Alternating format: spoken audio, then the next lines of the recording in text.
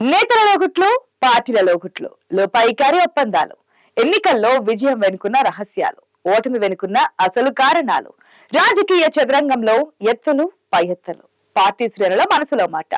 Of the record గా నేతలు ఏమంటున్నారు, ఇన్సైడ్ స్టోరీలేంటి, ఇలా రెండు తెలుగు రాష్ట్రాల్లోని రాజకీయాల లోతు పాత్రను మీకు అందించే ఐ న్యూస్ స్పెషల్ బులెటిన్ లోగుట్టుకు స్వాగతం.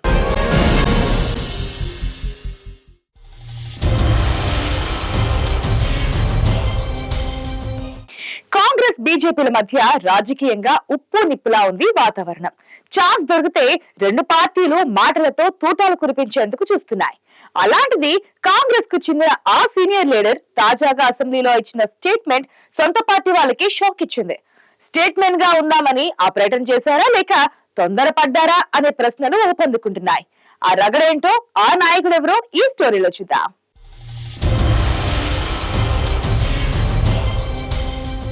రైతులకి వ్యవసాయపు కరెంటుకి బిల్లు కట్టమని ఏ చట్టము ఏ కేంద్ర ప్రభుత్వం రికమెండ్ చేయలేదు. నేనెందుకు ఇంటర్వ్యూ అవుతానంటే, గతంలో మీ ముఖ్యమంత్రి ఆ విషయంలో అబద్ధాలు మాట్లాడిండు, ఈ రోజు మీరు అబద్ధాలు మాట్లాడుతున్నారు. బిల్లు కట్టమని చెప్పలేదు. నేను ఆ పార్లమెంట్ కమిటీ సభ్యుణ్ణి. అదండి సంగతి. వ్యవసాయ కరెంటు మీటర్లపై బీజేపీని కొద్ది రోజులుగా ఇరుకున పెడుతోంది బీఆర్ఎస్. ఇటీవల అసెంబ్లీ ఎన్నికల ప్రచారంలో ఒకానొక దశలో కమలం, గులాబీ పార్టీల మధ్య ఓ రేంజ్లోని మాటల దాడి జరిగింది. ఎన్నికలు ముగిశాయి, తెలంగాణలో కొత్త ప్రభుత్వం వచ్చింది. మొదటి అసెంబ్లీ సెషన్ వాడివేడిగా జరుగుతోంది. రాజకీయంగా బీఆర్ఎస్ఏ కాదు, కాంగ్రెస్ పార్టీ కూడా జాతీయ స్థాయిలో బీజేపీ అంటే కస్సునలేస్తోంది.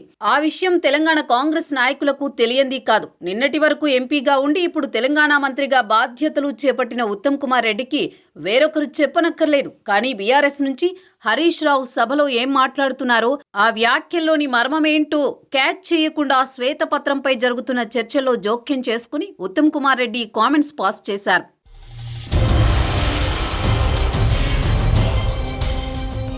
ఆ సమయంలో ఉత్తమ్ ఏమనుకున్నారో ఏమో, వ్యవసాయ కరెంటుకు మీటర్లు పెట్టాలని కేంద్రం ఎక్కడా చెప్పలేదని, ఆ కమిటీలో తాను సభ్యుడిగా ఉన్నానని చెప్పడంతో సభలో ఉన్న బీఆర్ఎస్ వాళ్ళకంటే కాంగ్రెస్ ఎమ్మెల్యేలే అవాక్కైన పరిస్థితి.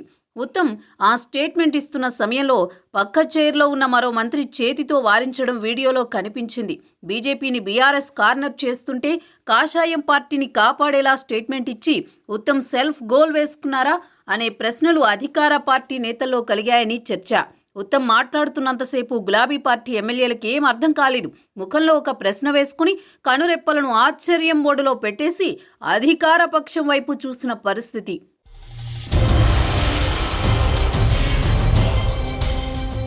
విపక్షాల విమర్శలకు కౌంటర్ ఇచ్చే సమయంలో సోయి కోల్పోతే సెల్ఫ్ గోల్స్ అవ్వడానికి ఎంతో సమయం పట్టదు. తర్వాత దిద్దుబాటు చేసుకుందామన్నా వీలు కాదు. ఒకవేళ వ్యవసాయ మీటర్లకు సంబంధించిన పార్లమెంటు స్థాయి సంఘంలో సభ్యుడిగా ఉత్తమ్ ఉన్నప్పటికీ హరీష్ రావు మాటలకు ఆ సమయంలో అలా స్పందించకుండా ఉండాల్సిందన్నది కాంగ్రెస్ వర్గాల వాదన.